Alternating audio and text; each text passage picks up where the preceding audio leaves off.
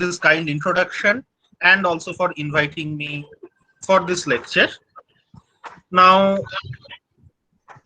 since this is a lecture organized by the English department, I'll start speaking in English, but since it's a Yes, lecture, yes. Sorry, Dr. Sinha, I'm sorry to interrupt you because of the initial delays. I forgot to mention something important. Dr. Sinha will be primarily delivering his lecture in English, but I, as an organizer, have requested him to put in some important observations, pointers, so to speak, in Bangla, so that our students who are belonging to the rural area of West Bengal can have some comfort. So if Dr. Sinha is speaking in Bangla, that is in our request, and please bear with us. okay, thank you. So, yes, since it's a lecture organized by the English department, I shall primarily speak in English. But if there is any problem in understanding what I am saying, or if any of the students think that something will be better explained in Bengali, they can actually write their questions or queries in the chat box. And some very necessary concepts I will anyway explain in Bengali as well. And of course, when we have the question answer round after the lecture, we can conduct that primarily in Bengali. So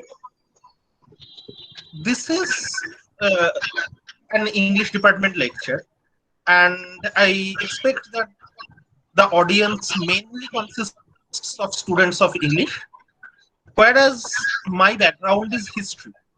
So when we look at a particular text like the Mahabharata, we can look at a text like that from various standpoints.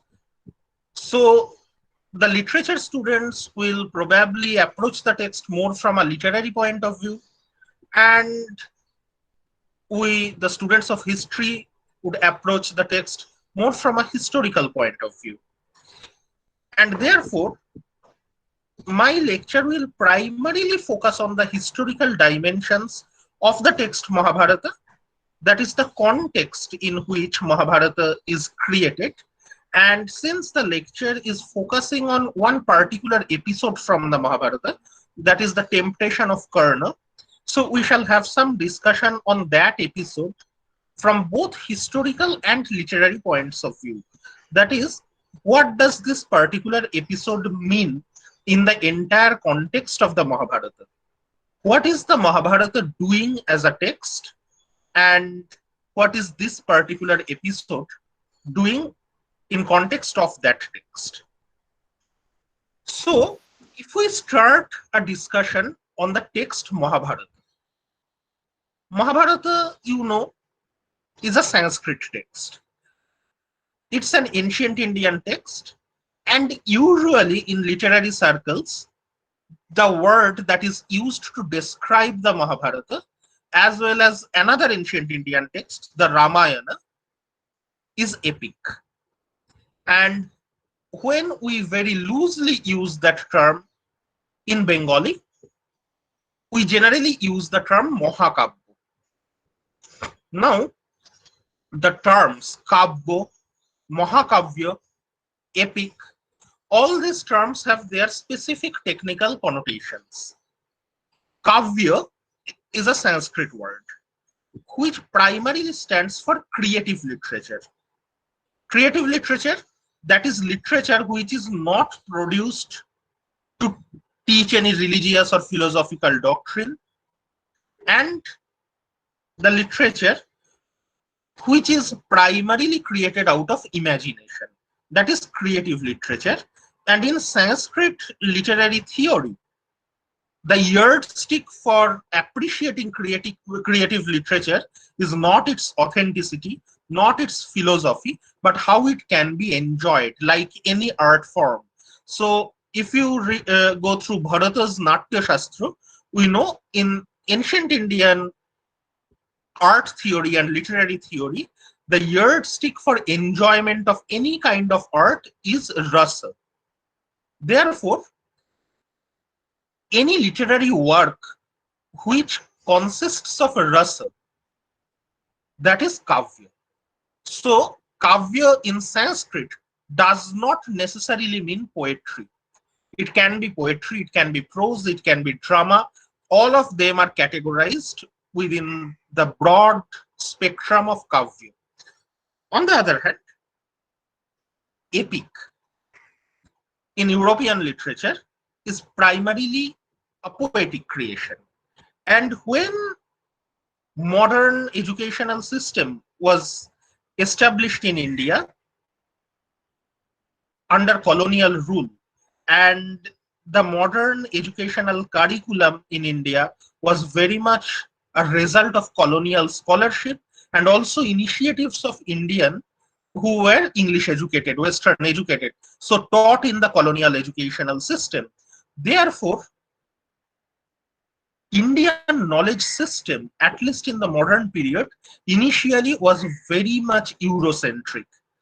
ইউরোপের জ্ঞান চর্চায় যে ধ্যান ধারণাগুলো সেই সময়ে প্রচলিত ছিল, তাদের একটা বড় প্রভাব কিন্তু আধুনিক ভারতীয় শিক্ষা ব্যবস্থা যখন তৈরি হচ্ছে, আধুনিক স্কুল কলেজ বিশ্ববিদ্যালয় তৈরি হচ্ছে ঔপনিবেশিক ভারতে, সেই সময় কিন্তু ইউরোপীয় শিক্ষা ব্যবস্থার, ইউরোপীয় জ্ঞান চর্চার এবং ধ্যান ধারণার একটা বড় প্রভাব ভারতীয় শিক্ষা ব্যবস্থার উপরেও ছিল। এবং সেই দিক থেকে দেখতে গেলে যখন রামায়ণ এবং মহাভারতের মতো দুটো বড় সংস্কৃত কাব্য আবিষ্কৃত হলো, একটু আগেই যেটা বললাম যে সংস্কৃত কাব্য মানে যে কোনো ধরনের সৃজনশীল সাহিত্যকে বোঝায়, কিন্তু রামায়ণ এবং মহাভারত তাদের আকার আকৃতি, পরবর্তীকালের সাহিত্যের উপর প্রভাব, এই সমস্ত দিক থেকে একটা স্বতন্ত্র জায়গা অধিকার করেছিল।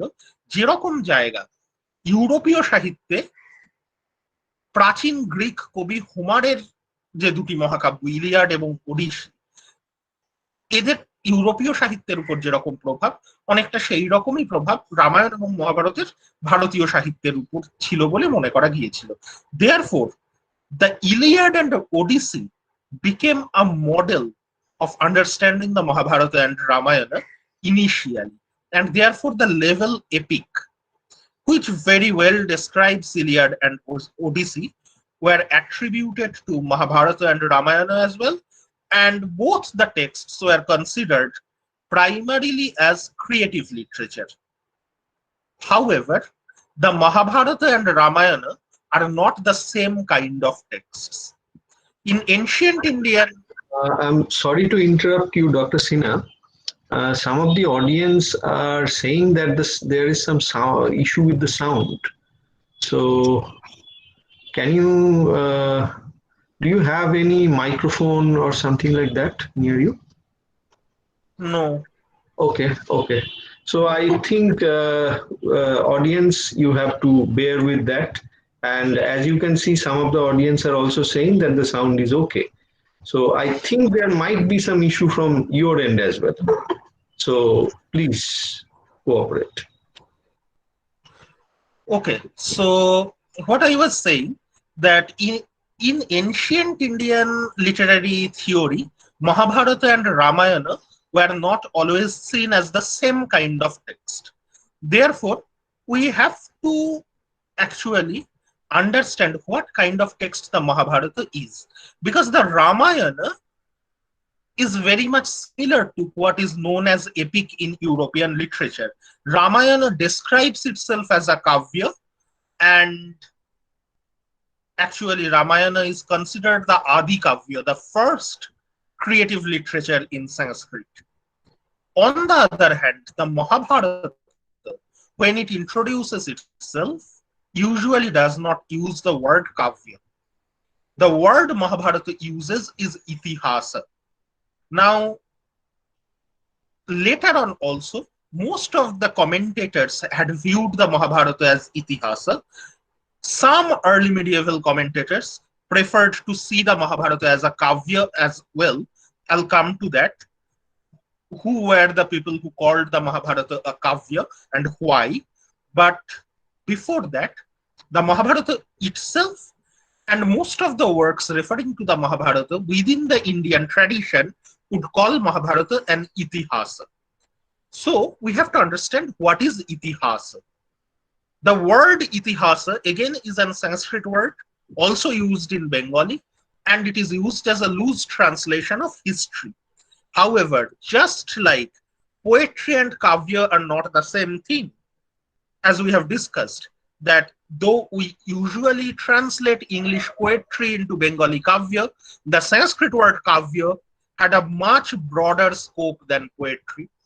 Similarly, though history is translated as itihasa, history and itihasa are two very much different things.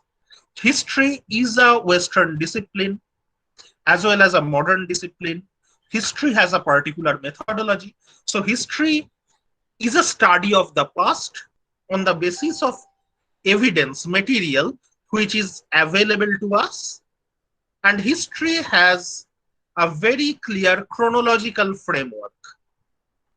কাজেই ইতিহাস বলে যে সংস্কৃত শব্দটা আছে আর হিস্ট্রি বলে যে ইংরাজি শব্দটা ব্যবহার হয় অন্তত আধুনিক যুগের একটি বিষয়কে বোঝাতে, যদিও আমরা হিস্ট্রির বাংলা ইতিহাস করি, কিন্তু দুটো জিনিস আসলে এক নয়।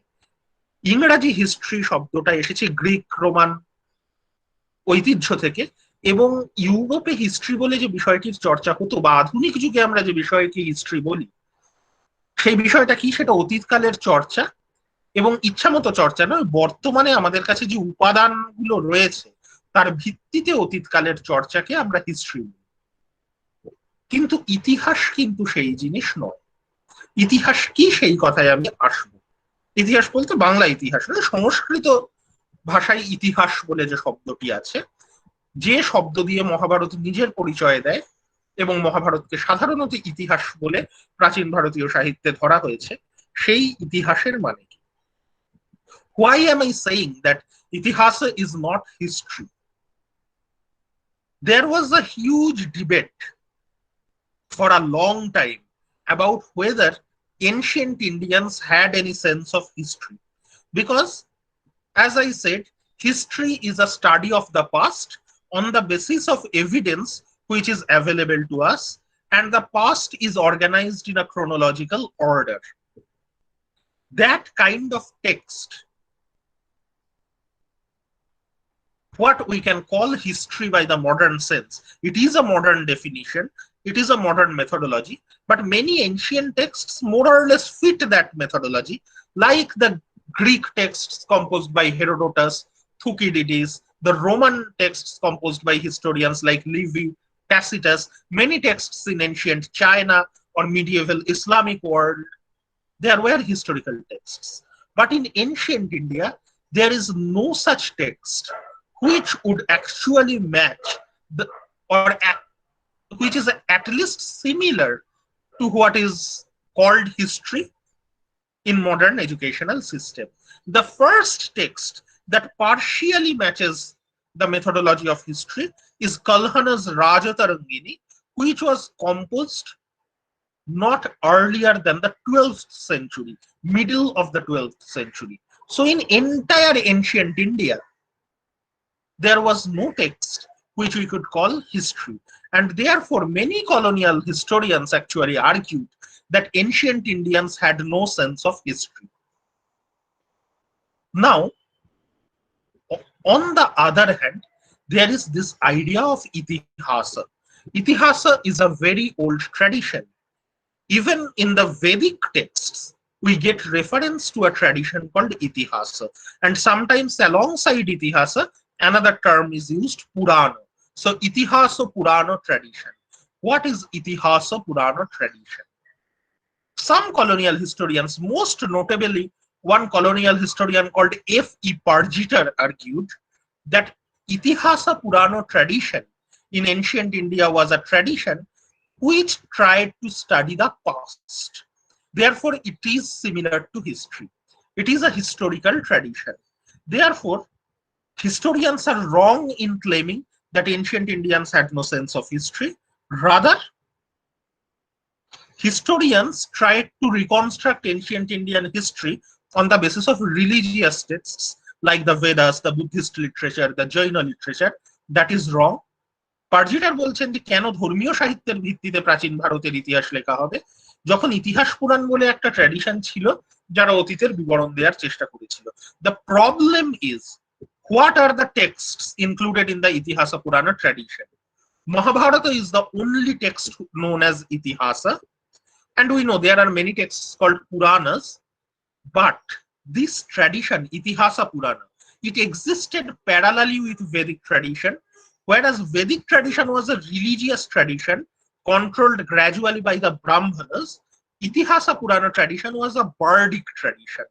Bard, the English word bard, BARD, বাংলায় আমরা বলি চারণ কবি, যারা মুখে মুখে সাহিত্য রচনা করতেন এবং বিভিন্ন জায়গায় পারফর্ম করতেন। The bards could perform for royal courts, in big festivals, fairs, etc.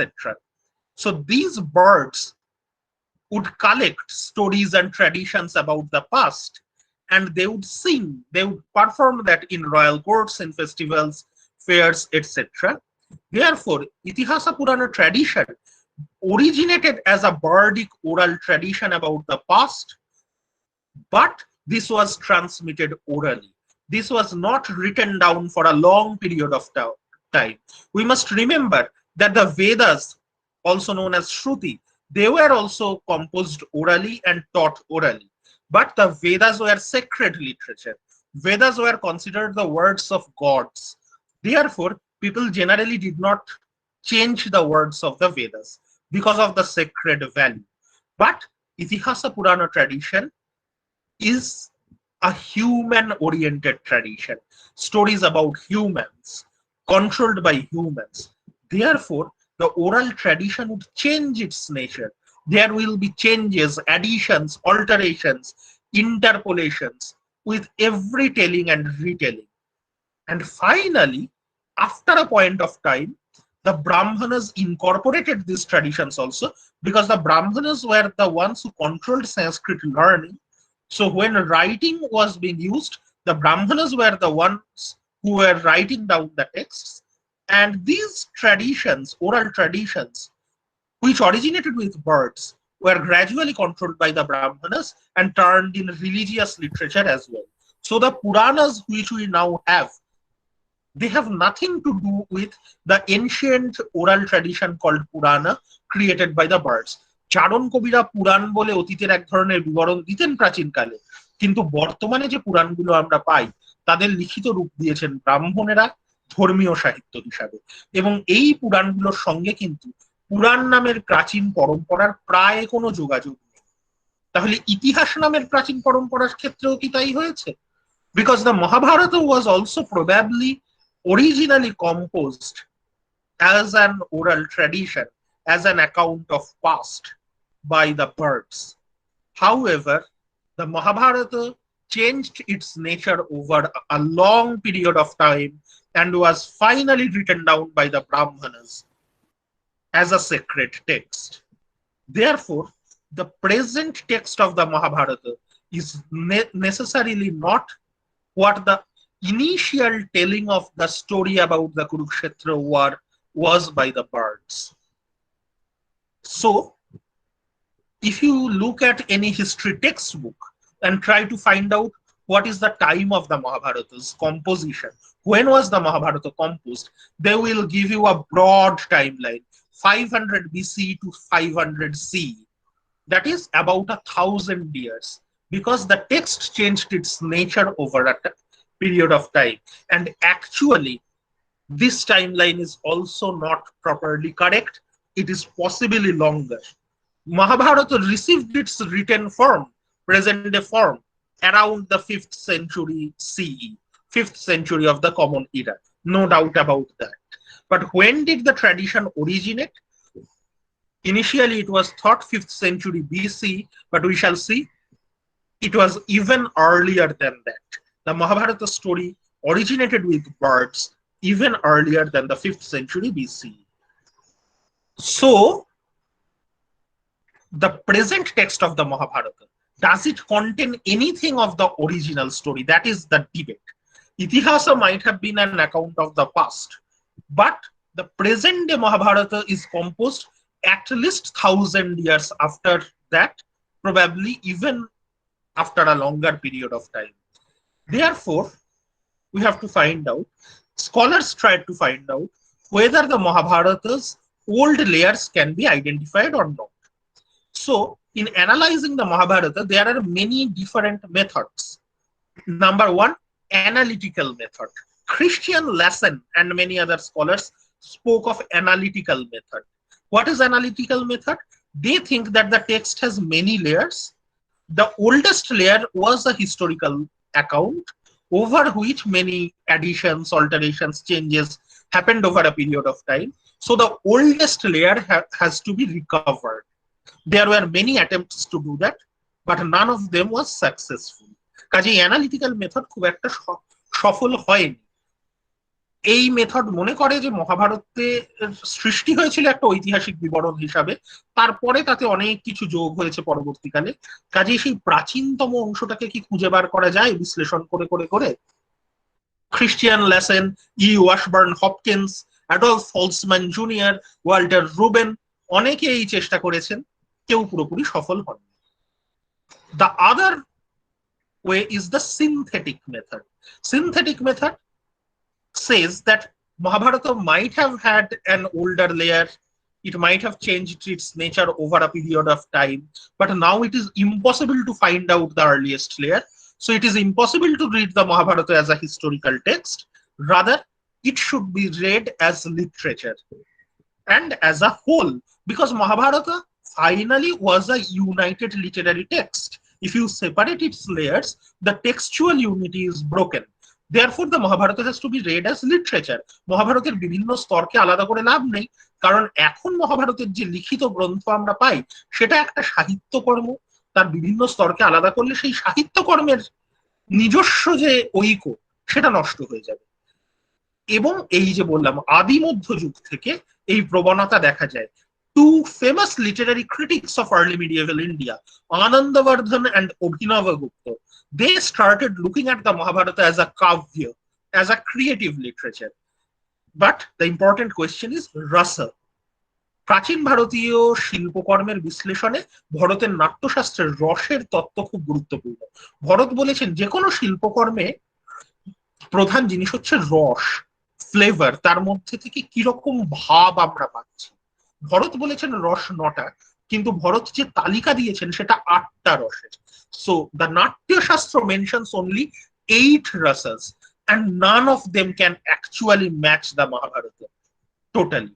Therefore, it was a challenge for Anandavardhana and Abhinavagupta to describe Mahabharata as a kavya. What is the central rasa of the Mahabharata? They invented a 9th rasa to describe the Mahabharata. They called it the Shanta rasa, the flavor of tranquility. That is a flavor when all other rasas dissolve. Eroticism, comedy, pathos, heroism, violence, anger, wonder, all other rasas dissolve in a tranquility. In a text where thousands of people fight a battle for kingdom, and at the end of that almost everyone die. Those who win, even they are not happy with the win.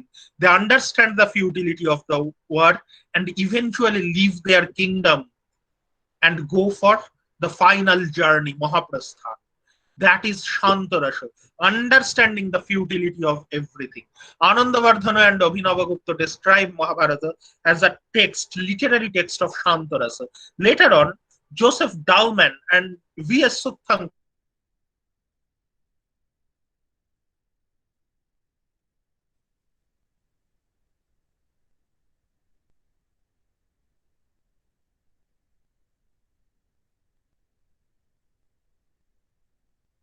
there are other scholars, some of them tried to look at Mahabharata as a mythology, part of Indo-European mythology. So Stig Vikander, George Dumézil, they compared the Mahabharata with other Indo-European myths and tried to read it symbolically. Then some other scholars like James Fitzgerald, he would say Mahabharata is primarily a religious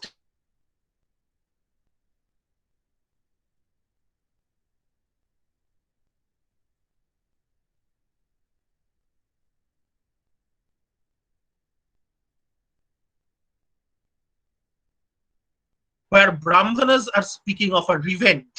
They are showing that if the Kshatriya kings are not righteous, they will all die. So the crux of the message is Kshatriya kings should be righteous. They should support Brahmanical religion. They should follow Brahmanical religion, patronize the Brahmanas. ব্রাহ্মণদের যিনি পৃষ্ঠপোষকতা দেন তিনিই আদর্শ ক্ষত্রিয় রাজা, এবং যে ক্ষত্রিয় রাজারা ধার্মিক নন তাদের ধ্বংস হয়ে যাওয়ার কাহিনী হচ্ছে মহাভারত। এরকম ব্যাখ্যা ফিটজেরাল্ড দিচ্ছেন। এইরকম বিভিন্ন ব্যাখ্যা মহাভারতের দেয়া হয়েছে। But now I come back to the point. Looking at the Mahabharata as an itihasa, in recent times, scholars like Romila Thapar, Ram Sharan Sharma, Kevin McGrath, they pointed out that actually Mahabharata's earlier message can be understood. That cannot be done by just a textual analysis. Because if you have to understand history, you have to use historical method. What is historical method? Comparing with other sources.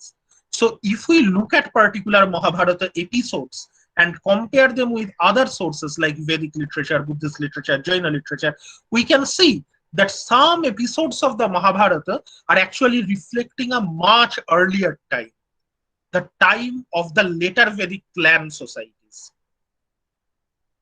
You are students of English, not of history, so I have to explain this.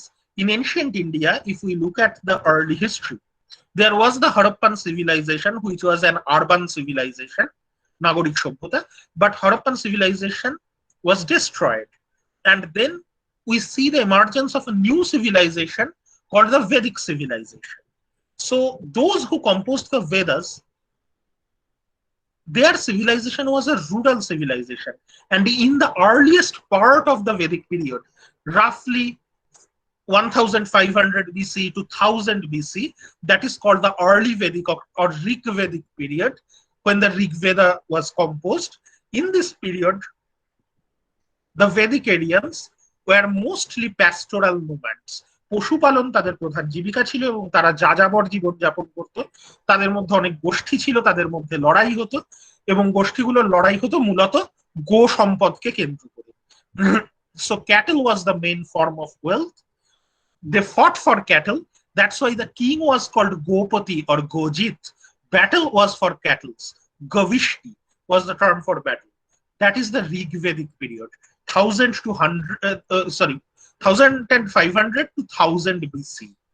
On the other hand, by the 6th century BC, when Buddhism and Jainism rose, the scenario was totally different. People are not nomadic. They have settled down. There are kingdoms. State formation has happened.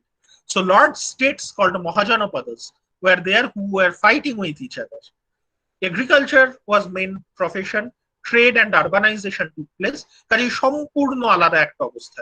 ঋগ্বেদের যুগে আমরা দেখছি আর্যরা যাযাবর পশুপালন ভিত্তিক কয়েকটা গোষ্ঠী, আর খ্রিস্টপূর্ব 6ষ্ঠ শতাব্দীতে যখন বৌদ্ধ এবং জৈন ধর্মের উত্থান হচ্ছে তখন আমরা দেখছি যে যাযাবর জীবন নয়, স্থিতিশীল জীবনযাপন, কৃষি প্রধান জীবিকা। শুধু কৃষি নয়, কৃষিতে উদ্বৃত্ত উৎপাদন হচ্ছে, ফলে বাণিজ্য ঘটছে, নগরায়ন ঘটছে। নগরের উত্থানের সাথে সাথে রাষ্ট্র গঠিত হচ্ছে। এই রাষ্ট্রগুলোর নাম মহাজনপদ। তারা পরস্পরের সঙ্গে লড়াই করছেন সাম্রাজ্য গঠনের জন্য। So this is a big transition. And this big transition happened between 1000 to 600 BC. This period is known as the later Vedic period. This is a period of great transition. And this transition, when Vedic clans settled down in various places and formed Janapadas, বৈদিক জনগোষ্ঠীগুলো যারা যাযাবর ছিল তারা ক্রমশ পূর্ব দিকে সরে এলো, কৃষিজীবী হলো, এবং যাযাবর গোষ্ঠীগুলো এক একটা এলাকায় স্থায়ীভাবে থাকতে শুরু করলো, যেগুলোকে বলা হয় জনপদ। এই জনপদ গঠনের প্রক্রিয়া যখন ঘটছে, এই বিশাল পরিবর্তন ঘটছে যে সময় 1000 থেকে 600 খ্রিস্টপূর্বাব্দের মধ্যে, সেই সময়কে আমরা বলি পরবর্তী বৈদিক যুগ। And scholars like Michael Witzel have shown that in the later Vedic period, at least early part of the later Vedic period, the two most important Janapadas were Kuru and Panchala, the location of the Mahabharata narrative. And it has also been shown that in later Vedic literature, some figures of the Mahabharata appear. Like in the 10th book of the Rig Veda, the latest part of Rig Veda, a Kuru chief named Shantanu is named. Whereas in the Atharva Veda, one of the later Vedic texts, we get to hear the praise about a contemporary ruler called Parikshit. And Parikshit's son Janamejaya is a very famous figure in later Vedic literature. The Yajurveda Samhita, Kathaka Samhita, one of the Samhitas of Yajurvedas, know of a king called Dhritarashtra Vaichitravirya. Krishna Devakiputra is known to Chandogya Upanishad, and by the time of Panini's grammar around 5th century BC, there were worshippers of Krishna and Arjuna, Vasudevaka and Arjunaka. So all these references show that the Mahabharata narrative, which is placed between the reigns of Kuru kings Shantanu and Parikshit, that probably refers to the later Vedic Kuru kingdom. So a period much earlier than 5th century BC.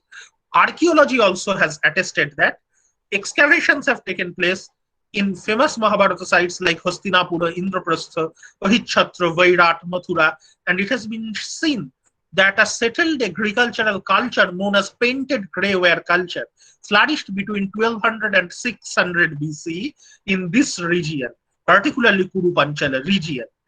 And Hastinapura, the most important settlement, was destroyed by a flood around 800 BC. So whatever had happened in Hastinapur happened before 800 BC. Therefore, the early part of the Mahabharata narrative can be placed in early part of later Vedic period, the 10th, 9th centuries BC. That is the date surmised by Romila Thapar, R.S. Sharma, Kevin McGrath, and other J.A.V. Van Boyten for the early part of the Mahabharata narrative. And Thapar and Sharma have shown that some episodes of the Mahabharata actually reflect the clan society of the later Vedic period. The narrative episodes. How? Think of Yudhishthira's Rajasuya. You have another class on the dice game, I'm sure. If you look at Yudhishthira's Rajasuya, the gifts given to Yudhishthira, if the list is seen, or the things Yudhishthira staked in the dice game, what were they? Primarily gold, slaves, and cattle, not land, no coin. So it is a pre-monetary society when there was no coinage. Landed property was still something that could not be given. Wealth mainly meant metals, jewels, cattle, and slaves. That is the clan society of later Vedic period. From 6th century BC onwards, there are coins. Sharma, Thapar, McGrath, and others have shown that the narrative sections of the Mahabharata represents a pre-monetary and pre-literate society. There was no art of writing, there was no coinage, and the polity was of a clan society. That's why in a clan society, you can decide succession by a game of dice. After state formation, it is impossible. In a clan assembly, when there are various competing candidates within the same clan, the clan assembly or sabha can say that, okay, through a game of dice, succession can be decided. Just imagine there is a succession struggle in the Maurya or Gupta or Mughal empire, and they say, okay, let us play a game of dice and decide who is the ruler. Impossible in a state society. So, narrative sections of the Mahabharata actually represent the clan society of the later Vedic period. Then there are the didactic sections of the Mahabharata, which are added later, like the Shanti Parva, the Anushasan Parva. There it is a state society. Land is the main wealth. The king is a monarch, not a clan chief. So he has his bureaucracy, administration, standing army, everything. In the narrative section of the Mahabharata, there is no such thing. There is no modern state. The kings have no paid professional ministers or army or anything like that. Who are their advisors? Their friends and relatives and brothers. For Yudhishthir, his brothers and friend Krishna, who is also a relative. For Duryodhan, again his brothers and his uncle Shakuni and friend Karna. And so on. কাজেই এই ব্যাপারটা আমাদের মনে রাখা দরকার, যেটা Romila Thapar, Ram Sharan Sharma, Kevin ম্যাকগ্রার মতো পণ্ডিতেরা দেখিয়েছেন, যে মহাভারতের প্রাচীন এবং পরবর্তী অংশকে আলাদা করা যায়, এবং মহাভারতের প্রাচীন অংশ পরবর্তী বৈদিক যুগের ওই গোষ্ঠী জীবনকে দেখায়, যেখানে মুদ্রা ব্যবস্থার প্রচলন নেই, সাক্ষরতার প্রচলন ঘটেনি, এবং রাষ্ট্র গঠিত হয়নি। রাষ্ট্রের যে বৈশিষ্ট্য, স্ট্যান্ডিং আর্মি, পেশাদার সেনাবাহিনী যাদের বেতন দেওয়া হয়, পেশাদার মন্ত্রী, অন্যান্য প্রশাসনিক কর্মচারী, মহাভারতের মূল কাহিনী অংশে নেই। যারা রক্তের সম্পর্কে সম্পর্কিত তারাই রাজাদের পরামর্শদাতা। যুধিষ্ঠিরের জন্য তার ভাইয়েরা এবং বন্ধু কৃষ্ণ, দুর্যোধনের জন্য তার ভাইয়েরা এবং মামা শকুনি। এই গোষ্ঠী জীবনেই এটা সম্ভব যে একই গোষ্ঠীর দুজন যখন ক্ষমতার লড়াই করছেন, একটা পাশা খেলার মাধ্যমে ঠিক করা হচ্ছে যে কে রাজা হবেন। রাষ্ট্র গঠিত হয়ে গেলে এটা সম্ভব নয়। কোনো মৌর্য, গুপ্ত বা মুঘল আমলের উত্তরাধিকারের লড়াইয়ের মীমাংসা পাশা খেলা দিয়ে হতে পারত না। এবং পাশা খেলা বা যুধিষ্ঠিরের রাজসূয় যজ্ঞে যে উপহারের তালিকা বা যুধিষ্ঠির যা যা বাজি রাখছেন, যদি দেখা যায় সেখানেও আমরা দেখবো মুদ্রার কোনো উল্লেখ নেই। এমনকি জমিকে সম্পত্তি হিসাবে দেখা তখনও শুরু হয়নি। বাজি রাখা হচ্ছে কি? সম্পদ বলতে মূলত পশু সম্পদ, দামি পাথর বা ধাতু এবং দাস দাস।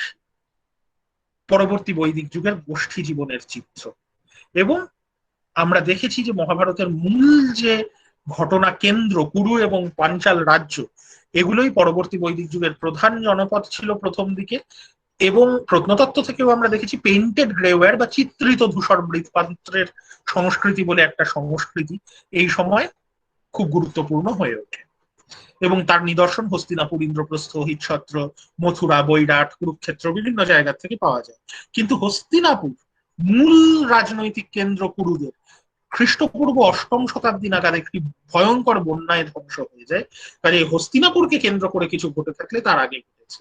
সাহিত্য থেকেও আমরা একই প্রমাণ পাচ্ছি, যে ঋগ্বেদের একদিকে একদম শেষ দিকে আমরা শান্তনু বলে এক কুরু রাজার উল্লেখ পাই, আবার অথর্ববেদে সমকালীন রাজা হিসাবে পরীক্ষিতের স্তুতি আছে, এবং মহাভারতের মূল কাহিনী এই শান্তনু থেকে পরীক্ষিতের মধ্যেকার কুরুদের কাহিনী।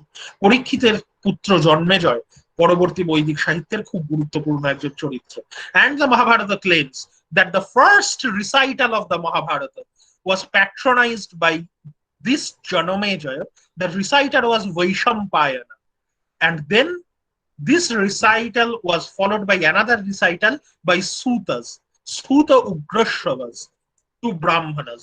So initially it was a oral tradition performed by Sutas. Sutas are a bardic group. যে চারণ কবিদের কথা বলছিলাম, সূত্রা এরম চারণ কবিদের একটা গোষ্ঠী, এবং এই সূত্রাই সম্ভবত মহাভারতের স্রষ্টা। Why are sutas important as preachers of itihas? We come back to that point. That is because who was a Suta? Sutas were birds. They also worked as charioteers and counselors of kings. So Sutas told itihasa, stories about the past, particularly about kings. And what are the major achievements of the kings? Victories in wars. Now, who would be the most reliable person to tell about the wars fought by a king? The charioteer. সারথীর থেকে আর কে প্রত্যক্ষভাবে একজন রাজার যুদ্ধ বিগ্রহগুলো দেখেছেন? তাই সূত্রা একই সঙ্গে চারণ কবির কাজ করতেন এবং রাজাদের কীর্তি কাহিনী বলার কাজ করতেন। পরবর্তী বৈদিক সাহিত্যে আমরা দেখতে পাই সূত্রা খুব গুরুত্বপূর্ণ রাজার কার্যকলাপের জন্য, কারণ রাজার কীর্তি কাহিনীকে স্মরণীয় করে রাখতেন সূত্রা, রাজাকে পরামর্শ দিতেন সূত্রা, রাজার দূত হিসাবে কাজ করতেন Sutra.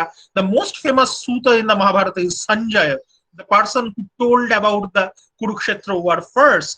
Sanjaya recited the Bharata war story to Dhritarashtra, the Suta performing for his king. Similarly, Vaishampayana performs for Janamejaya, then Ugrashravas, another Suta, performs for Shaunakas, a Brahman clan. And after that, of course, the Brahmins start controlling the text. Brahmanization happens, and we know Shanti Parvan, Anushasan Parvan, the didactic sections composed in a well-formed state society when monetization happened, when literacy was there. Mahabharata became a religious text through its Brahmanization. But the narrative section, the earliest story of the Mahabharata, is the story of later Vedic clan society. And it is an itihasa. What is an itihasa? The definition of itihasa in Sanskrit literature is dharmartha kama mokshanam upadesha samanvitam puravritta katha yuktam itihasam prachakshate. Puravritta katha, tales of the old times. But what kind of puravritta katha? Upadesha samanvitam. Upadesha, they have a lesson about what? Dharma, artha, kama, and moksha. Dharma, social rules. Artha, power and economy. That's politics and economics. Kama, pleasure, various forms of pleasure, entertainment. And moksha, spirituality. So, Itihasa is not just a tale of old. Itihasa has a message about all these dimensions of a time. That is the difference between history and Itihasa.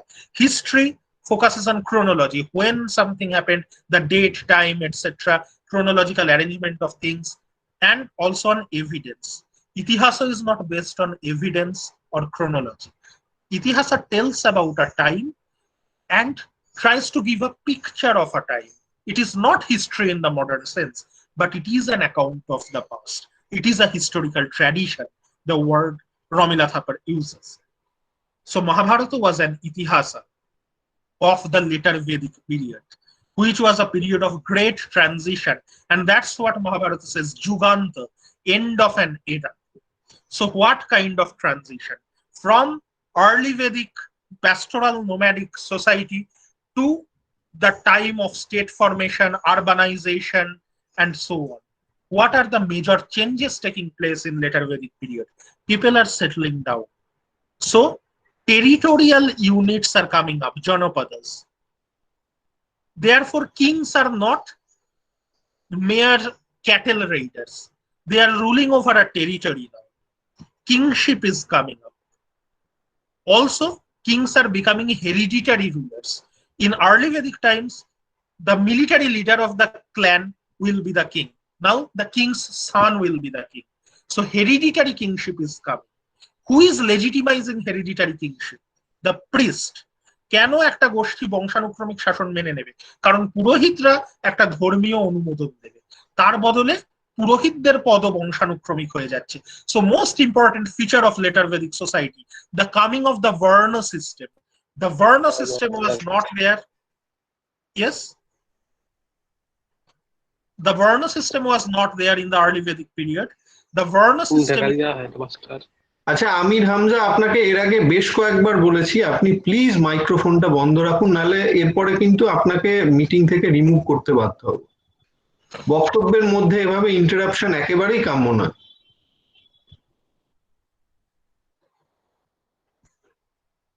Yes, so the coming of the Varna system is the most important feature of this later Vedic society, that the society is being organized in some hereditary caste identities.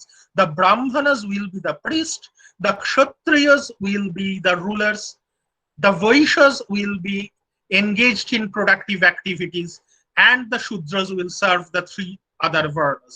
So later Vedic period is the time when this principle is coming up, and the earlier principle that the fittest person will be the leader, that is also there. So two ideologies are clashing in the Mahabharata. Mahabharata is just not a story about a succession struggle in the Kuru kingdom. It is representing a clash of two ideals, the idea of heredity and the idea of ability. Simon Broadbeck and Brian Black calls it the clash between primogenitive birthright and behavioral fitness. Primogenitive birthright, উত্তরাধিকারের অধিকার, জ্যেষ্ঠ পুত্রের উত্তরাধিকারের অধিকার, একজন রাজার পর তার বড় ছেলে রাজা হবেন। আর বিহেভিয়ারাল ফিটনেস, রাজা হওয়ার যিনি যোগ্য তিনি রাজা হবেন। মহাভারতের কেন্দ্রীয় দ্বন্দ্ব হচ্ছে এইটা। মহাভারতের কাহিনী বলছে Bharat, the most famous king of the lineage, did not choose his sons as his successor because none of them was fit enough to be ruler. Therefore, Bharata chose an adopted son, Bhumanyu, as his successor. So that is a model of behavioral fitness. On the other hand, both the Veda And Mahabharata tells a story about Shantanu, that Shantanu was the younger brother. His elder brother Devapi was not fit enough to rule. He had a skin disease. Therefore, Devapi left the kingdom. Shantanu became a king, but the gods were angry because of that. For 12 years, there was no rain in the Kuru kingdom. Finally, Devapi came back, performed a sacrifice for Shantanu. Then the kings were happy. কাজেই দুরকম মতবাদই দেখা যাচ্ছে, জ্যেষ্ঠ পুত্রের উত্তরাধিকারের পক্ষে মতবাদ এবং যোগ্য ব্যক্তি রাজা হবেন তার পিছনে মতবাদ। Now I am coming to the last part of my lecture. What is Karna's temptation about in this context? This clash between primogenitive birthright and behavioral fitness in a society where Varna system is emerging as a new ideology. What is happening there?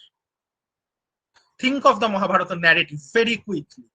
There is this king Shantanu who had an able son Devabrata, but Shantanu is attracted to a young woman in his old age, Satyavati. So Devabrata takes a vow that he will not be the king. Satyavati's unborn children would be the king. That is a disruption to both the principles. For primogeniture, heredity, Devabrata is the eldest son, he should be the king. Speaking of ability, Devabrata was fit enough to rule, he should be the king. Satyavati's unborn children, they are neither the eldest ones of the family, and nobody knows whether they will be fit enough to rule or not. So Bhishma's famous vow is a disrupture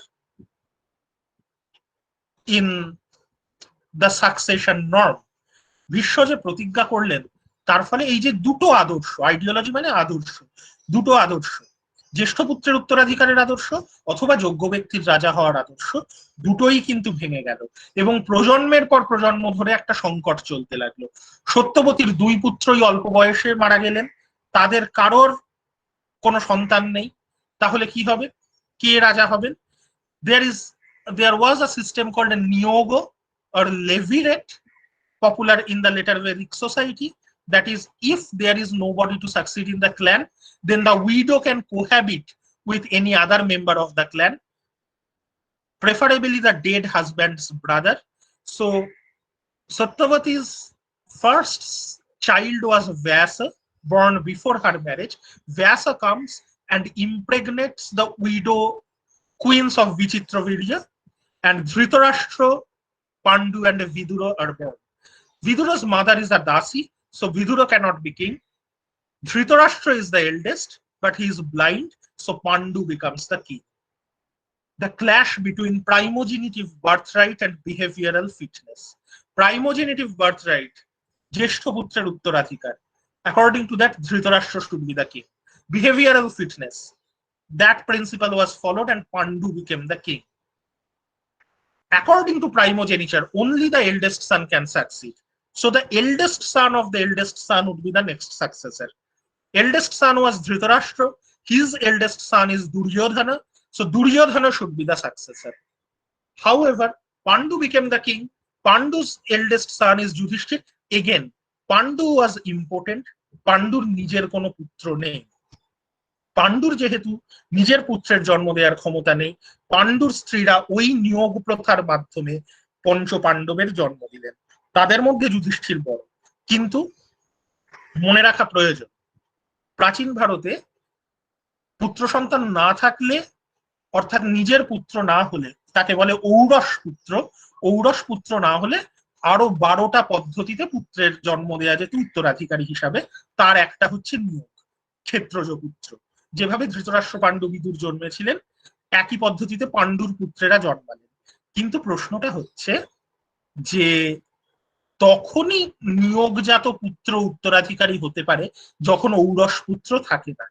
Duryodhan কিন্তু ধৃতরাষ্ট্রের ঔরস পুত্র, তাহলে বংশে কিন্তু ঔরস পুত্র আছে এবং দুর্যোধন জ্যেষ্ঠ পুত্রের জ্যেষ্ঠ পুত্র। So according to the norm of varna system, heredity, primogenitive birthright, Duryodhana should be the king. The kingdom is Duryodhana's. Yudhishthira, though he is the eldest of the generation, he is neither a part of the Kuru bloodline directly, nor the son of the eldest son of the previous generation. Then what is Yudhishthira's claim to kingship? Behavioral fitness. He is a righteous ruler, Dharmaraj. So who should be the king? The one who is the hereditary ruler, or the one who is the fittest behaviorally?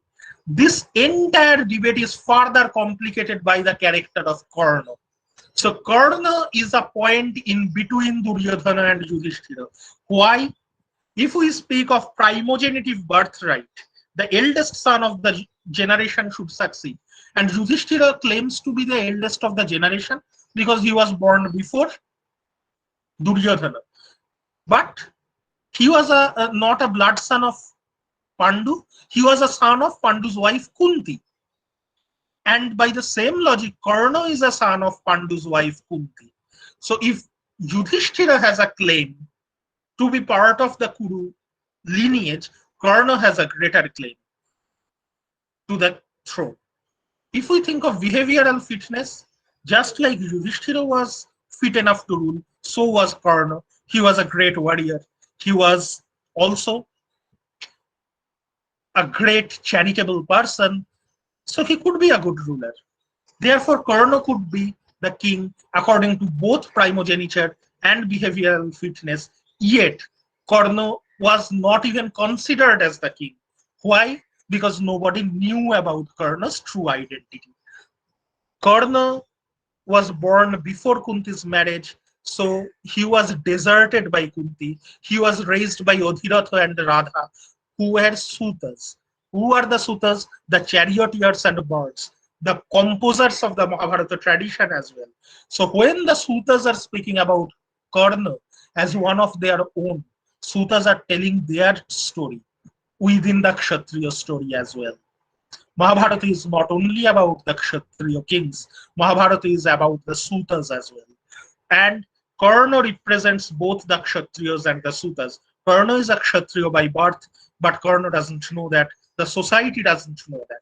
Society knows him as a Suta. And therefore, he is repeatedly deprived of the privileges of the Kshatriya throughout his life.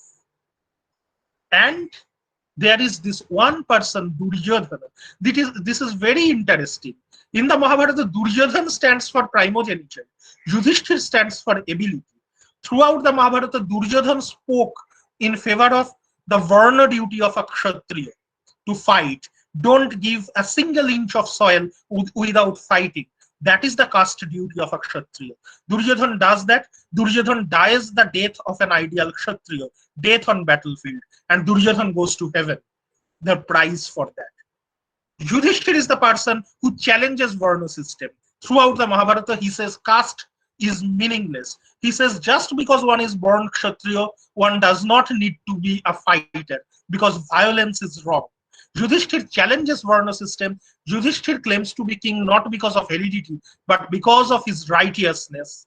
Yet, it is the Pandavas who repeatedly insult Karna for his birth. And it is Duryodhana, the supporter of birthright. He adopts Karna as a friend because of his ability. So, none of the ideas are totally pure. There are fluid lines between them. That is a society in transition. And what happens to Karna? Karna is indebted to Duryodhana because Duryodhana values him for his ability. Karna wants to be a Kshatriya because he has abilities of a Kshatriya. Duryodhana values him like a Kshatriya warrior. The Pandavas don't. And then on the verge of the war, the temptation of Karna, at that particular moment, Krishna comes to Karna and tells him the secret of his birth. Then his birth mother, Kunti, comes to Karna, reveals the secret of his birth, and gives Karna the choice. Karna can join the Pandava side, and Karna can become the king. So this is the moment when Karna, who could unite both principles of primogenitive birthright and behavioral fitness, was given the choice of becoming the king. But why? Because of his birth. Both Krishna and Kunti tell Karna that Karna can become a Kshatriya and Karna can become a king because he was born a Kshatriya. and that is Karna's choice. He wanted to be a Kshatriya all his life. Now he can be one. He will be recognized as one. He will be a king too. But that is because of his birth. ক্ষত্রিয় হিসাবে জন্মেছেন বলে ক্ষত্রিয়ের অধিকার পাবেন। কিন্তু কর্ণ কি নিজের জন্মের কারণে ক্ষত্রিয় বলে নিজেকে দাবি করেছিলেন? কর্ণ claimed to be recognized because of his abilities. It is Duryodhan who valued his ability, not the Pandavas. So will Karna become a king just because he was born to be a king, or will Karna remain with the camp that valued his ability? The ultimate choice between birth and ability, that is the central choice of the Mahabharata. Remember, the poet of the Mahabharata is Vyasa, who was not born a Brahman. He, like Karna, was a deserted child, premarital child, born of a union between a Brahman and a Dasi. একজন ব্রাহ্মণ এবং দাসীর পুত্র, বিবাহ বহির্ভূত পুত্র কর্ণের মতো বলা হয় ব্যাসকেও জন্মের সময় পরিত্যাগ করে দেওয়া হয়। সেই ব্যাস মহাভারতের কবি। মহাভারতের স্রষ্টা এবং প্রচারক কারা? শূদ্রা। যে শূদ্রা কর্ণকে পালন করেছে। কর্ণর সামনে চয়েস হচ্ছে, কর্ণ কি এই বর্ণ ব্যবস্থার সমাজকে মেনে নেবেন যে ক্ষত্রিয় হিসাবে জন্মালে রাজা হওয়া যায়? কর্ণ যদি পাণ্ডবদের পক্ষে যোগ দেন, যেহেতু জন্মগতভাবে তিনি কুন্তির পুত্র, সেই পরিচয়ে তিনি রাজা হতে পারেন। কিন্তু কর্ণর সারা জীবনের দাবি ছিল যে জন্ম গুরুত্বপূর্ণ নয়, কর্ণ যে কোনো ক্ষত্রিয় বীরের মতো যোগ্য, তাই তিনি ক্ষত্রিয়। তাহলে সেই দাবিকে ত্যাগ করে আসা হয়। কর্ণ সেই দাবি কিন্তু ত্যাগ করলেন না। কর্ণ knew that according to the ability, Yudhishthir should be the king and Duryodhan will lose. But Karna decided to stay with the losing camp. Why? Because Karna wanted to be a Kshatriya, but not because of his birth. He wanted a recognition of his talent. So rather than becoming a born Kshatriya and king, he wanted to remain a Suta. He reminded Kunti that Kunti might have given birth to him, but Kunti did not perform any duty of a mother to him. The Suta parents, Adhiratha and Radha, did. He might have been born a Kshatriya, but the Pandavas did not recognize him as a Kshatriya because of his abilities. Duryodhana did. So he would remain the son of Adhiratha and Radha. He would fight for Duryodhana and he will die a Kshatriya's death. There are two choices: a Kshatriya birth because of his heredity becoming a Kshatriya, or a Kshatriya death, dying on the battlefield like a true Kshatriya and being recognized as a hero. Karna chooses the latter. That is Karna's choice, and that is the choice of a time of transition when the Varna system is coming up. The poet of the Mahabharata is giving this question, that what matters more, your birth or your ability, your actions, your choices? For Karna, it is the choices. So I'll conclude the lecture by looking at how Karna's character had been seen by scholars. According to Kevin Magra, Karna is the most typical later Vedic hero in the Mahabharata. The hero, why? Because his characters is not overlaid by religious considerations of Vaishnavism. Karna is not a divine character. Karna, like Achilles in Homer's Iliad, had power but lacked social status. Like an archetypal Kshatriya hero, he banked on his cord of valor, Tejas, to acquire the heroic fame after his death, that is Kirti. Karna is not a religious hero like Arjuna. Karna makes a choice based on his abilities. And think of the last moment, the battle between Karna and Arjuna. There stands Arjuna, son of Indra, the king of gods, riding a chariot given to him by gods. His bow Gandiva is given by gods. His charioteer is God himself. And Arjuna carries the celestial weapons. On the other hand, Karna was also born as a son of a god, but Karna has nothing from his birth. The only thing he inherited from his birth, his divine armor and earring, Kabach Kundal, he had given away before the battle. So Karna is a person who carries nothing from his birth, nothing of heredity. He fights a divine being, Arjuna, aided by deities, by all means, as a human, standing on a chariot with a human charioteer with human ability. And yet Arjun cannot defeat Karna in a fair battle. Arjun kills Karna when Karna is without his weapons, trying to lift his chariot which is stuck in mud. Therefore, Karna attains Kirti, fame, after his death, like a great warrior. And that is very important. Uma Chakravarti claims that Karna's death is actually about social status, how a Suta could not be Kshatriya in a caste society. The power was the restricted privilege of the Brahmanas and Kshatriyas. Cast away at his birth, Karna lost his native Kshatriya status and acquired a Suta status from his adoptive parents.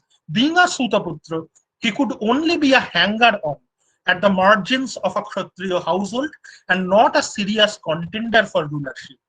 Even though Duryodhana supported Karna's bid to acquire Kshatriyaness through martial valor, the bid would fail. When Karna rejected the offer of switching over to the Pandava side, the text assured that the royal power would remain out of the Sutaputra's reach. Even at the moment of his death, Karna was remembered primarily as a Sutaputra. So, in Uma Chakravarti's analysis, Karna's life and his death is that of a warrior who tried to rise to the status of a Kshatriya through heroic skills but could not make it. Not content to sing the praises of the heroes as a Suta or drive their chariots, even as he refused to give up his adoptive Suta identity, he could not live his life as a Kshatriya warrior in a royal household. The earth drank his blood as a Suta and was quenched. So according to Uma Chakravarti, Karna remained at the margin. He tried to prove himself as a Kshatriya, but without leaving his Suta identity. He did not want a Kshatriya identity because of his birth. He wanted to be recognized as a Kshatriya because of his ability without leaving his Suta adoptive parents. Uma Chakravarti thinks he failed. But did he fail? I would rather argue that both Krishna and Kunti had offered Karna Kshatriya status. And Krishna's proposal also acknowledged his entitlement to the throne. Therefore, the poet of the Mahabharata did not really represent Karna as unworthy of Kshatriyahood. Rather, the offer was unworthy. Karna কিন্তু চাইলেই ক্ষত্রিয় হিসাবে স্বীকৃত হতে পারতেন। কেন হলেন না?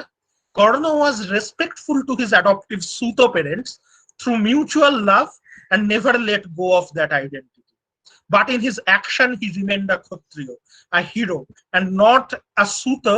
He sings the glories of hero and drives their chariots. Rather, Karna stood up for Kshatriyahood as a status acquired through skill, not inherited.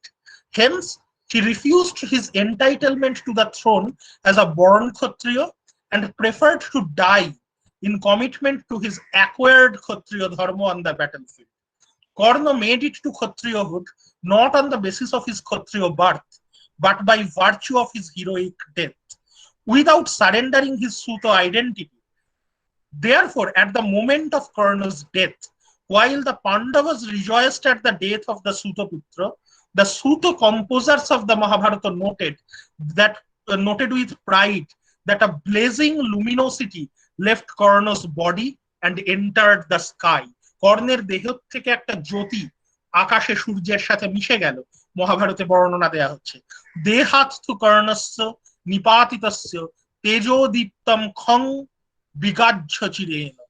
Karna did not rule, but his death established him as a real hero of eternal glory, uniting him in splendor and luminosity with the sun god Surya, his supposed biological father and favorite deity. Though he was denied his Kshatriya honor for his supposed Suta identity, he died a Kshatriya hero, not because the secrets of his birth were revealed, but because of his actions and choices. The recognition, though in secret, came even from Bhishma, the typical Kshatriya hero, during the fag end of his life, when he blessed Karna with the achievement of the worlds attainable by Kshatriya Dharma. Therefore, even Bhishma, the head of the Kuru clan, recognized Karna as a Kshatriya at the last moments of his life. So Karna's choice was rejecting Kshatriyahood by birth and showing that Kshatriyahood should be based on ability. Karna showed this ability by a heroic death, the ultimate goal of a Kshatriya. He welcomed that, and therefore he attained Kirti, the fame of a Kshatriya hero.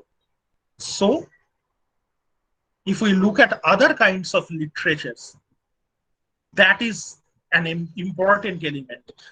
Those of you who are familiar with the Harry Potter series might have remembered that moment in the second story called The Chamber of Secrets. At the end of the second story, when Harry is asking Dumbledore that he shares many qualities, innate qualities, with Voldemort, the ultimate villain, then how could he be a true Gryffindor who drew out the sword of Gryffindor? And Dumbledore mentions that it is our choices which defines what we are, far more than where one is born into, what one is born as. And therefore, we can understand that it is the choice which mattered most. Krishna এবং কুন্তি দুজনেই কর্ণকে প্রলুব্ধ করেছিলেন যে জন্মগত ক্ষত্রিয়ের মর্যাদা স্বীকার করে নেওয়ার জন্য, কিন্তু কর্ণের পছন্দ, যেমন হ্যারি পটার সিরিজে হ্যারির পছন্দ ঠিক করে দিয়েছিল সে স্লিদেরিন হবে না গ্রিফিন্ডর হবে, কর্ণর পছন্দ ঠিক করে দিল যে তিনি জন্মগতভাবে ক্ষত্রিয় হবেন, বর্ণ ব্যবস্থাকে মেনে নেবেন। কর্ণ তা করলেন না। তিনি মানুষের কাজের দ্বারাই যে তার পরিচিতি, এই নীতিকে মেনে নিলেন। ফলে জন্মগতভাবে তিনি সুত থাকতে চাইলেন, কারণ তার প্রতি পিতামাতার দায়িত্ব পালন করেছেন সুতেরা, কিন্তু তিনি ক্ষত্রিয় হতে চাইলেন যে তার কাজের মাধ্যমে, বীরের মৃত্যুর মাধ্যমে। যে বীরের মৃত্যু ক্ষত্রিয়ের কাঙ্ক্ষিত, ক্ষত্রিয় ধর্ম। কর্ণ সেই বীরের মৃত্যু পেলেন এবং তার জন্য তিনি পেলেন কীর্তি। মহাভারতে দুটো শব্দ আছে, কীর্তি আর যশ। যশ হচ্ছে বেঁচে থেকে জীবনের সাফল্য, সেটা যে কেউ পেতে পারে। কর্ণ যদি রাজা হতেন তিনি যশ পেতেন, কিন্তু কর্ণ যশ চাইলেন না, কর্ণ চাইলেন কীর্তি। যে কীর্তি মৃত্যুর পরও মানুষের মনে একজন বীর হিসাবে রয়ে যাওয়া, যে কাজটা একজন ক্ষত্রিয় বীরের কর্তব্য, সেই চয়েসটাই কর্ণকে করতে হয়েছে। এই কাহিনীর উপর নির্ভর করে বহু সাহিত্য রচিত হয়েছে। সব থেকে প্রাচীন ভাসের কর্ণভারম নাটক, সেখানে কর্ণ কবচ কুণ্ডল দেওয়ার বদলে ইন্দ্রের কাছে বর চেয়েছেন এই অক্ষয় কীর্তি, সূর্যের মতো, চন্দ্রের মতো, হিমালয়ের মতো যেন তার কীর্তি থাকে। আর রবীন্দ্রনাথের কর্ণকুন্তী সংবাদ যদি পড়ো, সেই কর্ণকুন্তী সংবাদের শেষে এই কুন্তির প্রলোভনে পা না দিয়ে কর্ণ কি আশীর্বাদ চাইছেন? জয়লোভে যশলোভে রাজ্যলোভে ওই বীরের সদ্গতি হতে ভ্রষ্ট নাহি হই। রবীন্দ্রনাথ যে কথাটা দেখালেন যে জয়ের লোভে বা রাজ্যের লোভে তো নয়, যশের লোভেও নয়, বেঁচে থেকে জন্মগতভাবে ক্ষত্রিয় হওয়ার খ্যাতি, রাজা হওয়ার যশ কর্ণ চান। কর্ণ কি চাইলেন? বীরের সদ্গতি, heroic death, the ultimate goal of Kshatriya.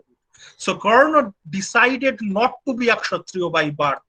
He decided to be a Kshatriya by his death, because that was the result of his action, not the accident of his birth.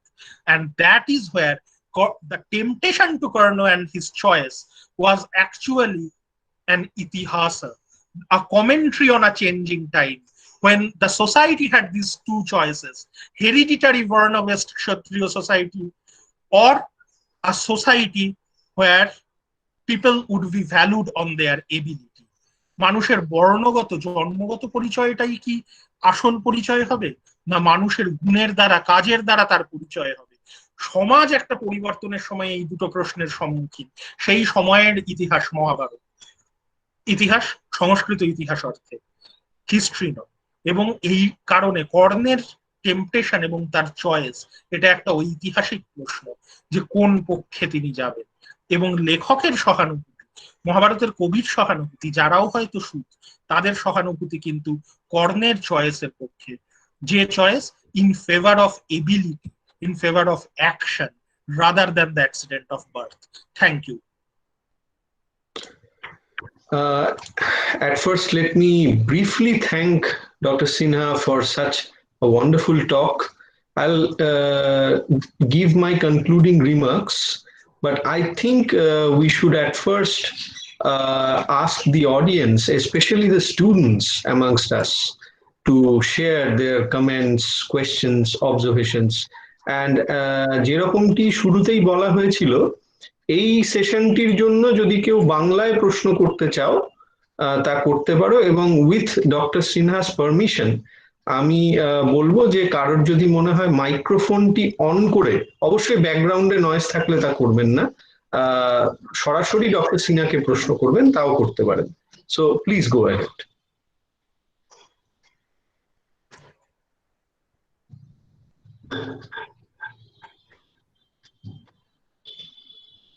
আচ্ছা, যতক্ষণ আমরা ওয়েট করছি ততক্ষণ আমাদের এক ছাত্র একটি প্রশ্ন করেছে, যদিও প্রশ্নটি বেশ জেনারেল প্রশ্ন, তবুও আমি প্রশ্নটি ডক্টর সিনহার সামনে রাখছি।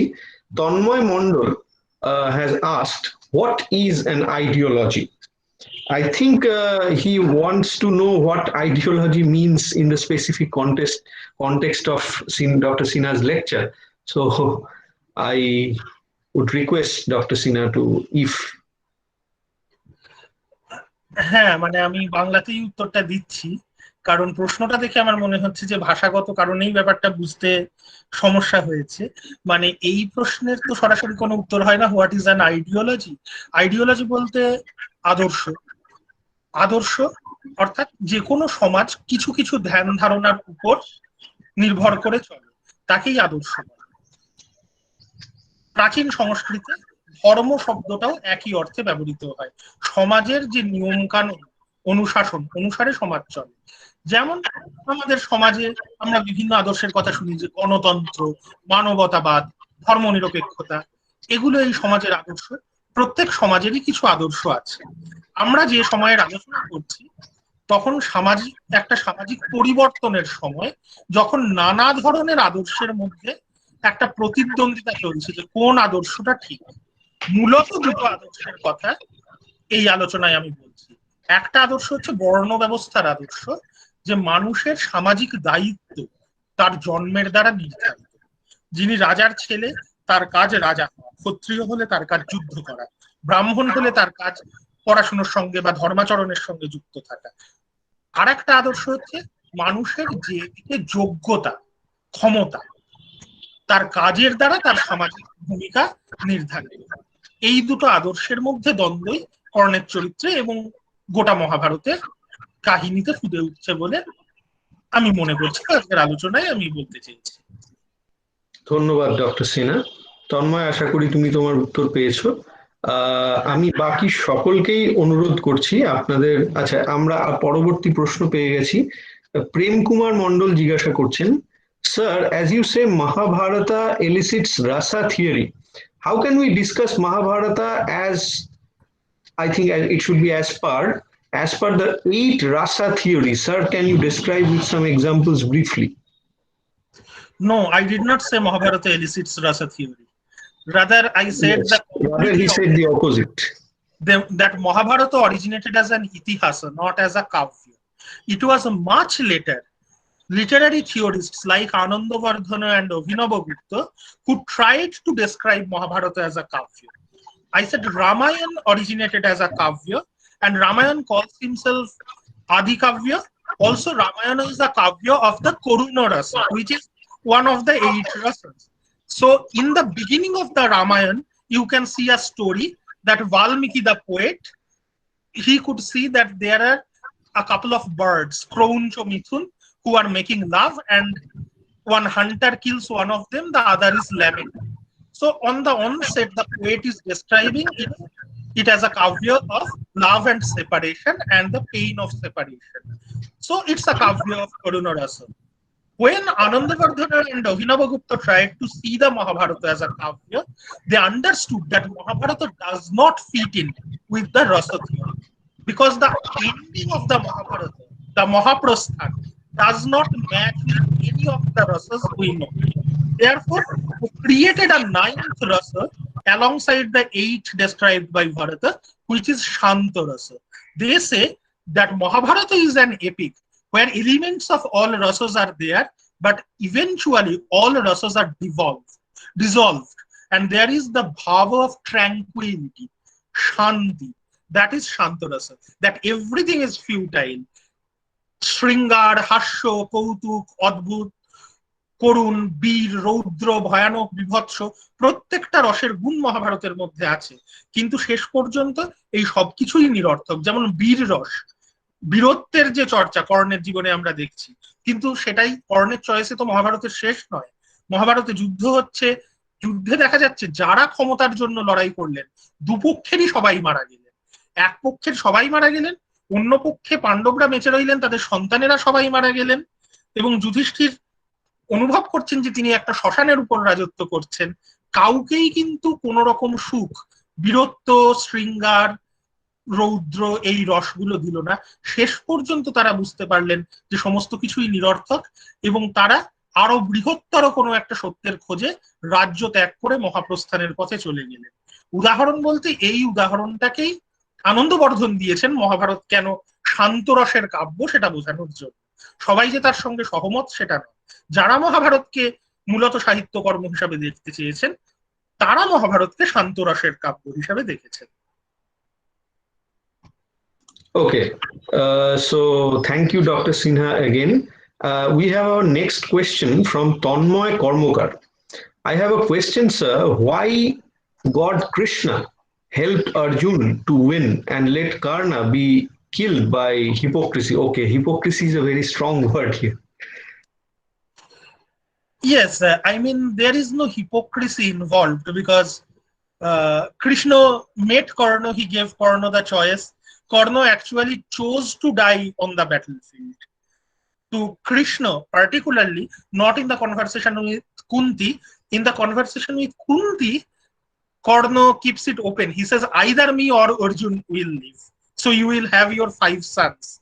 Anyway, but to Krishna, Karna actually said he wants Yudhishthir to become the king. Yudhishthir is the rightful king, but he wants to die for Duryodhana. As we have discussed, Karna's aim was to get a Kshatriya death, to be recognized as a Kshatriya, because all other attempts to attain Kshatriyahood by his ability was denied. But death is something one cannot deny. So Karna chose a Kshatriya death, and he is getting that. And Arjuna wanted victory. Now, this question can be answered in another scenario. There are 2 scenarios very similar in the Mahabharata. The temptation of Karna by Krishna. Krishna takes Karna on his chariot. So Karna is on the chariot, Krishna is the charioteer, they are having a dialogue. Even again before the Kurukshetra war, Krishna is the charioteer, Arjuna is on the chariot, and the dialogue of the Gita. And there we have another element, Arjuna's choice. Should Arjuna fight the battle or should he not fight the battle? We knew about Karna's choice. What is Arjuna's choice? Arjuna's choice is Arjuna had been a Kshatriya warrior all his life. His aim was to fight and win. But Arjuna was doubtful because Arjuna thought he is a warrior, he can kill others and fight others. But when it is his kinsmen, নিজের আত্মীয় স্বজন হলে অর্জুন যুদ্ধ করতে রাজি নয়, অন্য লোক হলে অর্জুন যুদ্ধ করতে রাজি। কৃষ্ণ সেই প্রশ্নটা রাখলেন যে যে কাজের জন্য অন্যের সঙ্গে অর্জুন যুদ্ধ করতে পারেন নিজের পরিবারের লোক হলে কেন করবেন না? গীতায় কৃষ্ণ বলছেন ক্ষুদ্রং হৃদয় দৌর্বল্য, এটা হৃদয়ের দুর্বলতা। তো কেন কৃষ্ণ অর্জুনকে সাহায্য করলেন? গোটা মহাভারত জুড়ে অনেক চয়েসের গল্প আছে। কৃষ্ণ নিজের থেকে অর্জুনকে সাহায্য করার সিদ্ধান্ত নেননি মহাভারতের কাহিনী অনুসারে। আর একটা কাহিনী মহাভারতে, সেটাও চয়েসের কাহিনী, যে দুর্যোধন এবং অর্জুন দুজনেই কৃষ্ণের কাছে গেছেন কৃষ্ণের সাহায্য নেবেন বলে, এবং কৃষ্ণ ঘুম থেকে উঠে দুজনকেই দেখছেন, তিনি বলছেন দুজনকেই আমি সাহায্য করব, একজনের পক্ষে আমি থাকবো আর একজনের পক্ষে আমার নারায়ণী সৈন্য থাকবে। তারাই কিন্তু চয়েসটা করছেন। অর্জুন কৃষ্ণকে বেছে নিচ্ছেন, দুর্যোধন কৃষ্ণের সেনাবাহিনীকে বেছে নিচ্ছেন। কাজেই মহাভারতের অন্যতম একটা এলিমেন্ট হচ্ছে যে সমস্ত কিছুই কিন্তু মানুষের নিজের চয়েসের কনসিকোয়েন্সে হচ্ছে? এই প্রশ্নের উত্তর হিসাবে এটাই বলতে পারি। Again, thank you, Dr. Sinha. Now we have not a question but a comment of appreciation, and it's a very heartfelt one. Comes from our colleague Dr. Dr. Tonima Dotto from Bunyadpur Mahavidyalaya. Tonima Di has said a fascinating lecture on Itihas in respect of Mahabharata, and then the wonderful connection of this Itihasa with the part related to Karna, his temptations, clash between choices, and the final achievement or kirti that he gains after death. Very informative. Thank you, Dr. Sinha. And Tonmoy has also thanked you, Dr. Sinha. So I guess that's all from the audience. So now I will move on to the last phase, but a very important part of today's session. Uh, Honestly speaking, I myself was a little bit struggling while deciding the resource persons for Mahabharata. I mean, all of you here who are familiar with Mahabharata, definitely Dr. Sinha will be able to relate with this more than me. That it's a colossal text, and it has nuances that, as you can see, that can have resonance in in Western popular culture. And I am sure a few of you have also noted that the way Mahabharata can be read uh, has also the ability to make us feel that Mahabharata has some things to say that are pretty much along the lines of the Aristotelian discourse of tragedy. I mean, the point regarding choice, the effect of Mahabharata, that is Shantarasa, that I think comes very close to what Milton famously described tragedy. I mean, he was not describing tragedy, but the line, as we know, has been oft referred as an apt description of tragedy: calm of mind, all passion spent. So I just decided finally that I will try to request two people from the two disciplines that I felt should be studied uh, along with literature per se, that is philosophy and history. Dr. Shamim Ahmed did his bit as a scholar of philosophy. He read Mahabharata along the lines of philosophy last day. And today, Dr. Sinha has read Mahabharata as a true blue scholar of history.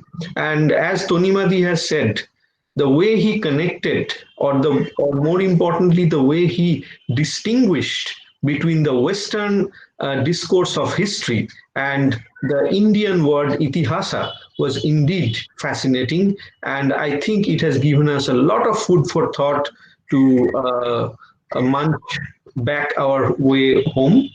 So I thank Dr. Sinha, and as I know, Dr. Sinha has in the past visited North Bengal, and I would like to take this opportunity to uh, extend our invitation to him in advance.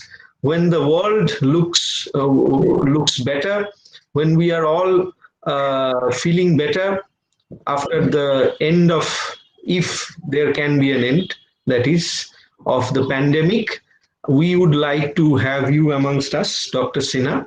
And I'm sure our students, the listeners from Malda and nearby areas, would really enjoy your presence. So thank you again, Dr. Sinha, for your invaluable lecture.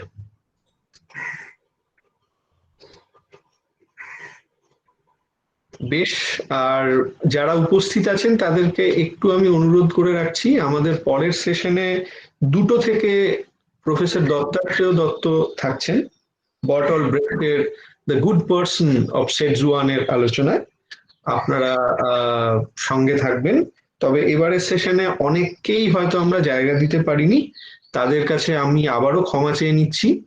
আমাদের recording থাকছে এবং যারা আগ্রহী তাদেরকে অবশ্যই তা আমরা দেব। Thank you doctor Sinha.